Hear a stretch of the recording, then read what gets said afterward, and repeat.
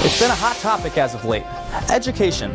With states having to make critical budget cuts, student debt increasing, and the higher cost of education at an all-time high, state and federal governments are trying to find solutions. We explore that coming up on The Bottom Line. But first, your TV-10 news starts right now.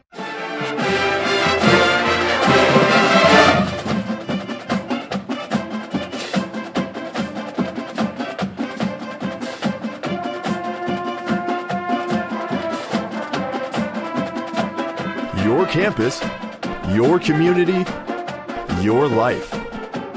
This is Bloomington Normal's one and only live newscast, TV-10 News. Some people of Bloomington are being told they have to find a new home. Good afternoon, I'm Selena Prada. And I'm Maria Ternetti. Law enforcement is being called in to make sure the move happens. We now have TV-10's Hannah Dietrich live in the newsroom with more. Hannah? An area called Tent City has become a safe haven to some of the homeless population in Bloomington. However, the owner of the land is now asking them to clear out this week. Tent City is an area where some of Bloomington's homeless population lives. 14 men and women occupy the land with tents and portable heaters to survive through this cold winter. Some have been calling this place home since last summer after moving back and forth from many different places. Oh, I lived in Florida and had a fiance, but she died and I just roamed around and came out here. But yesterday, the property owner told them that they need to pack up and leave by Saturday. The homeless supervisor of PATH is trying to help this homeless group stay at Tent City. I would definitely be in contact with the property owner to see if there's an agreement that we can come to, at least for the rest of the winter time, so that they won't have to pack up and move with it being so cold out. According to the owner, he never gave permission for the homeless to stay there, and he has cleared the area out more than once. So what will the homeless do next? Maybe other shelters that would be willing to take them. Perhaps some folks would be able to move outside the Bloomington Normal area to other shelters. That's generally what we try to do. But they're pretty resilient, so they find their ways to survive. PATH and local churches will continue to provide clothing and supplies to the homeless group. For TV10, I'm Hannah Dietrich. Back to you at the desk. Thanks, Hannah. In other news, Governor Bruce Rauner is planning to name a new director of the state's prison system. On Tuesday, with the help of top aide Brian Glecker, Rauner has temporarily replaced S.A. Tony Godinez as director of the Illinois Department of Corrections. According to WJBC, Godinez has been with the prison system since 2011. Rauner plans to have someone in the position within the next 2 weeks. A Bloomington woman has been sentenced to 18 years in prison for concealing a homicide. Vashon Mills was sentenced on Tuesday in Woodford County Court. Mills had reached a plea agreement in January in which she pleaded guilty to concealing a homicide in the death of Oakley Mitchell, an elderly Sea Corps man. Mitchell's remains were found at his home in the Mackinac River in August of 2013. Mills was the caretaker for the 74-year-old man. And the debate between Bloomington City Council candidates continues, this time about closing a $5 million budget deficit and whether they would seek more revenue and what kind of cuts they would make. Ward 8 Alderman Diana Hallman would like to see programs postponed and revenue expanded with more fees for services, rather than resorting to cuts. Hallman resigned in September and hopes to use her seat on the council to move the city forward. A panel of ISU administrators met on Tuesday night in the Bone Student Center to answer student questions. TV10's Jani Valek has the story. Holding a forum to answer student questions, ISU administrators focused on the subject of budget cuts for a while. And of course, students wanted to know how these potential cuts could affect them. Really not taking everything from one source, and it's not all cuts, but it's also not all tuition increases. So it's a combination of lots of different things. ISU administration closely monitors the use of university money, being sure to keep the students first in mind. And we've got a lot to be proud of. Retention rates, graduation rates through the roof, improvement in U.S. News and World Report rankings, Money Magazine ranking best value for education, best bang for the buck is what they call that ranking.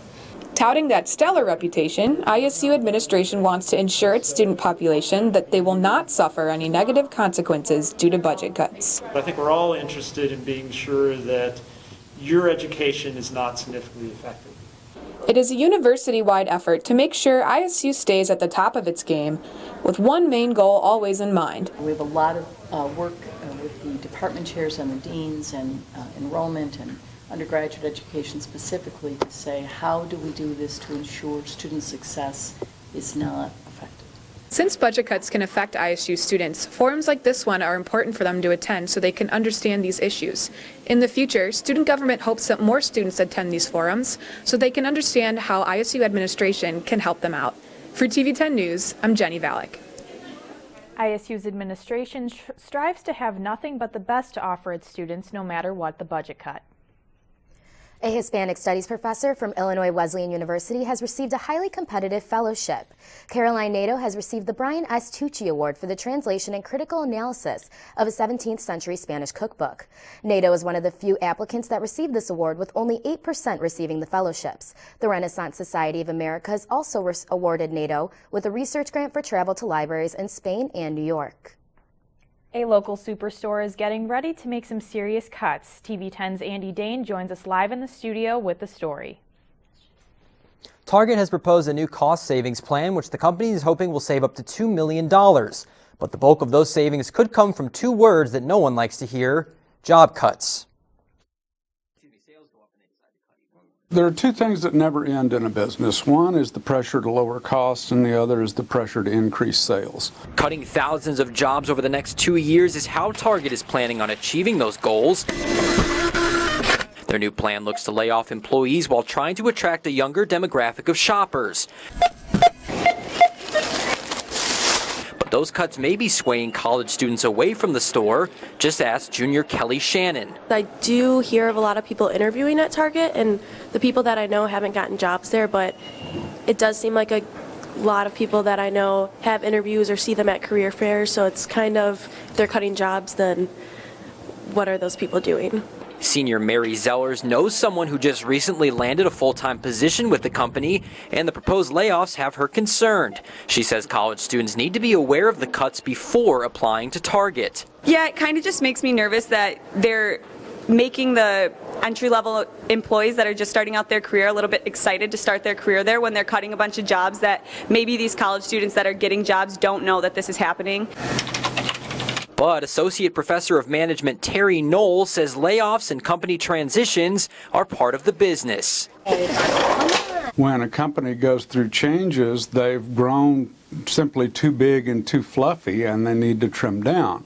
So before we pass judgment on whether those are justifiable employee cuts, we need to find the reasoning behind them.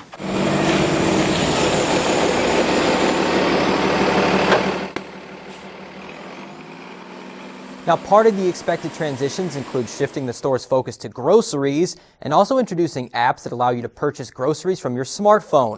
And the company has not yet given a number of projected employee layoffs, and as far as local Target employees, the Normal location had no comment on the proposed plan. Reporting for TV-10 News, I'm Andy Dane. Back to you at the desk. Thanks, Andy. In other news, the McLean County Associate Judge position has been filled today. Attorney Pablo A. Eves has been selected by the circuit judges of the 11th Judicial Circuit. After being an assistant state's attorney since 2005, Eves was selected from 9 applicants for the position. He will be sworn in as Associate Circuit Judge in March 2015. A new pizzeria has opened in town. TV-10's Dana Roman has more on the story. Thank you for calling The Slice. D'Agostino's Pizzeria and Pub in Bloomington closed down last week and reopened as a new pizzeria called The Slice. So why did the restaurant change identities? My boss wasn't sure if he wanted to renew it, and he started looking at prices around town for food and whatnot, and he decided it'd be cheaper to just run his own restaurant. D'Agostino's Pizzeria has been open for around 2 years and is partnered with Drifter's Pub, a bar next door. Instead of re-signing a contract with D'Agostino's, the owner wanted to open a self-dependent pizzeria on his own, separate from D'Agostino's. So what's the main difference between these two pizzerias, you may ask? Essentially everything's like half the price, where you'd spend like $24 for a large pizza at Dags. You're gonna get a 16-inch pizza here for $10, $1 a topping. So it's gonna be a lot more affordable for our college students. The Slice offers food such as hot wings, pizzas, desserts, burgers, etc. Brandon explains the restaurant's future plans on expanding the pizzeria. Our owner is trying to expand Drifter's Pub into this location. He is working with the city to obtain a liquor license for the following year. The Slice plans on expanding Drifters and combining the pizzeria and the bar together. Reporting for TV-10 News is Katina. Our plans on reapplying for a liquor license in April. Coming up, learn more about why Iraqi troops are preparing for battle. And we'll give you details about the start of a long-awaited trial after the break.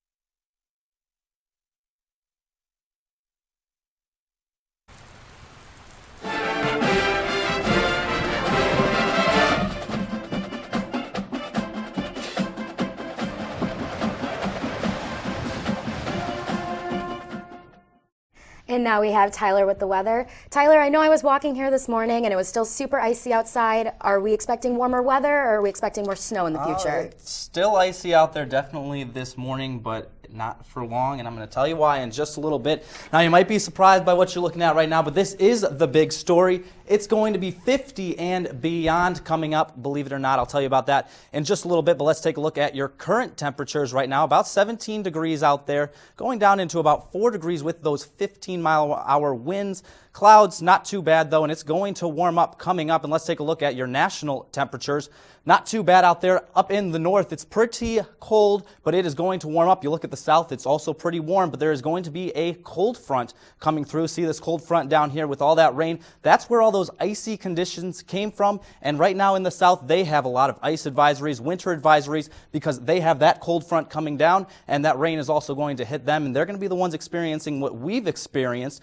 But guess what's going to happen? We see right now we're in the negatives in the 24-hour temperature change. We're in the mid-teens. Down here, they're looking pretty good, but that's all going to change. Coming up, we're going to see those negative numbers turn into positive numbers, and it's going to be very nice and warm, and you're going to look forward to that. Tonight, however, not too bad. 4 degrees as the high. We'll get down to about 0. The winds still aren't going to be too bad. We're going to see those clouds move out, open up for the sun, and it's going to get nice and warm. And let's take a look at just how warm it's going to get. Tomorrow, not too warm. We're getting up to about 32 degrees, but it is going to get nice and warm moving into the weekend. 44, 49, 50. All you spring breakers going down south, I'm not sure why, because next Wednesday I saw 60 degrees for next Wednesday. It's going to be nice and warm, and I'm staying right here in Bloomington Normal. I'm not regretting it. Well, I am happy those temps are going to be warming up for spring break. Me too. I was a little disappointed I wasn't going down south, but I might go swimming. Yeah. You know? Well, coming up, are you going anywhere on spring break? We'll have some tips on how to stay safe and have fun. Find out more in this week's segment on Your Answers when we come back.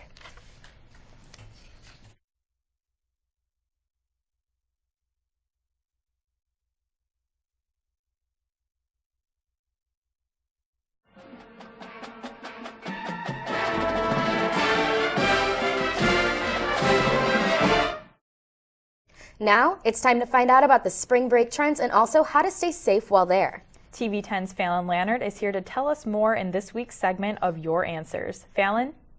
Thanks, ladies. Spring break is quickly approaching, but where are the hot spots to travel and what special precautions should you take? The biggest one, the place to go for college students around here would be Panama City Beach. Numerous concerts line the beaches along with an exciting nightlife. A few things to remember when traveling on your own with friends. Make sure you stay with your group and try not to wander. A popular trend is to download Find My Friends on the iPhone so you can find them even if you separate. Another precaution to take is making sure you are hydrated and wearing sunscreen. Being at the beach is great, but not if you end up with a massive sunburn that could lead to sun poisoning. Another important tip is to make sure you are constantly drinking water. Dehydration is the last thing you want to happen while you're enjoying time off of school. Another popular destination is South Padre Island. Located at the tip of Texas, beautiful beaches and affordable accommodations make it a big place for spring break travel. Even though this sounds wonderful, there are also many warnings in this area. Jellyfish is one. Jellyfish are high in population and line the beaches. Those things are definitely not something you want to deal with on vacation. Ultimately, every destination is going to have its ups and downs, and as long as you stay with your friends and remember to hydrate and protect yourself from the sun, you should have a great time. That's all for this week's segment on Your Answers. For TV10, I'm Fallon Lannert. Back to you ladies at the desk. Thanks, Fallon. ISU men's basketball team has earned itself some awards after this season. Just in time for Arch Madness. Find out more coming up next.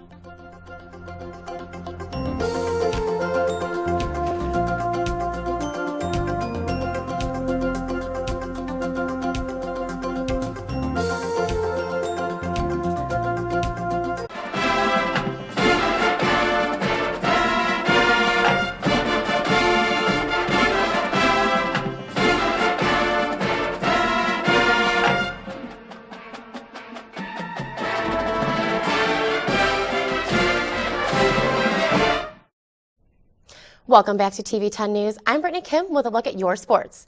ISU men's basketball team received 6 All-Missouri Valley Conference honors last night, earning them the most honors since the 2008-2009 season. The Redbirds also placed 2 players on the MVC All-Defensive team for the first time in 5 years. Newcomer Devon Akun-Purcell was added to the team this past spring and finished the regular season as ISU's leading rebounder, averaging just under 6 boards per contest. Akun-Purcell is joined by teammate Deshaun Knight, who was awarded the All-MVC Second Team Award, while fellow teammates Reggie Lynch and Paris Lee joined the All-Defensive team. Redshirt senior Bobby Hunter was also selected as one of the 5 Missouri Valley Conference All-Bench team members. These awards come right on schedule, with Arch Madness kicking off tomorrow with Missouri State taking on Southern Illinois at 6 p.m., while the Bradley vs. Drake game starts at 8:30. Illinois State University golf teams saw some trouble in their most recent tournaments. The men's team traveled to Lafayette for the Louisiana Classic yesterday, finishing 11th overall. The men's team can credit some of their misfortune to the 20-mile-an-hour winds. However, Coach Krales says they were much more competitive this week, which will be important heading into the Seminole Invitational. Illinois State women's golf team faced the same bad luck, finishing 18th overall at the Osprey Point Golf Course located in South Carolina. Redbirds fell short this week, but have a little time to collect themselves before both face their next matchup March 13th. And the Chicago Bulls had a successful game against the Washington Raptors last night at the United Center.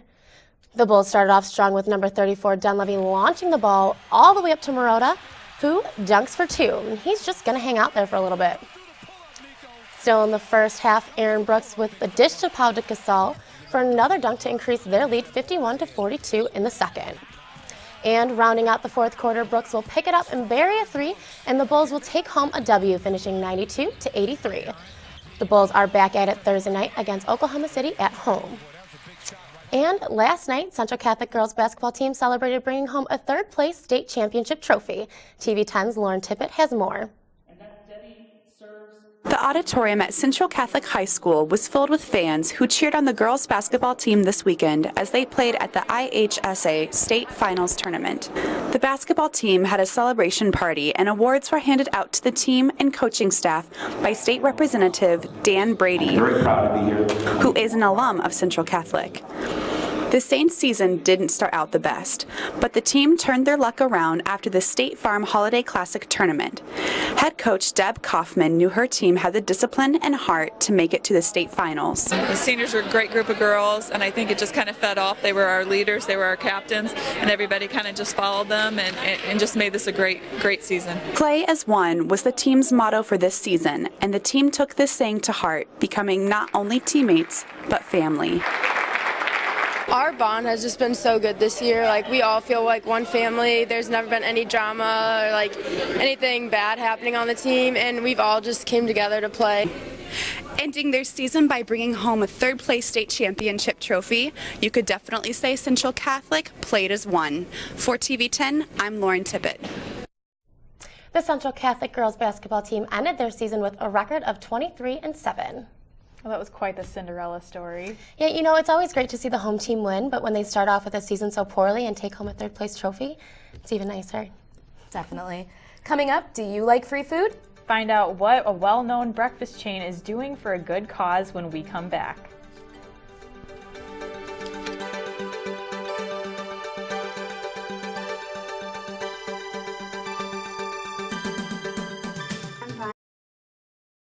To IHOP for short stacks of pancakes all day long yesterday. TV-10's John Pachura tells us why.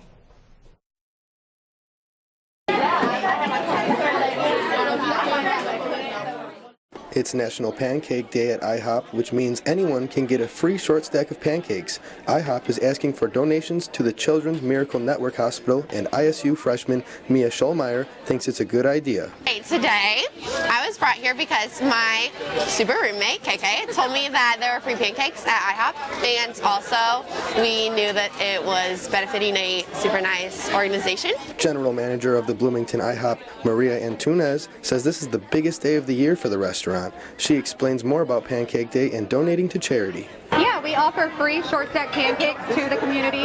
Anybody could come in. All that we ask is that they donate. Any type of donation. There's no set limit on it.